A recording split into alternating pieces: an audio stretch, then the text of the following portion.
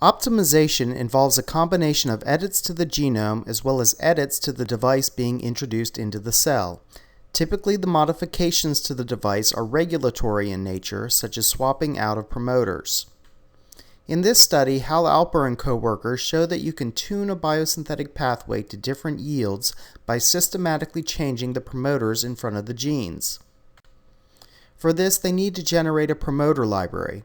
They began with a wild-type promoter sequence and introduced mutations to it by error-prone PCR. They then subcloned this library in front of a GFP gene to make a promoter library.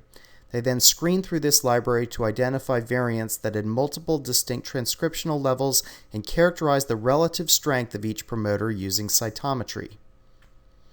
They could then use these promoters to tune the expression of genes in a carotenoid biosynthetic pathway.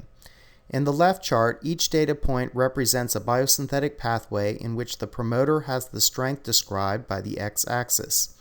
The amount of lycopene production is quantified in the y-axis.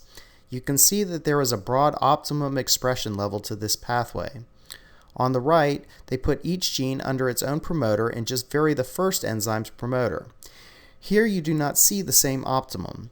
This general approach is currently a highly popular approach for improving production through optimal expression of the genes in a device.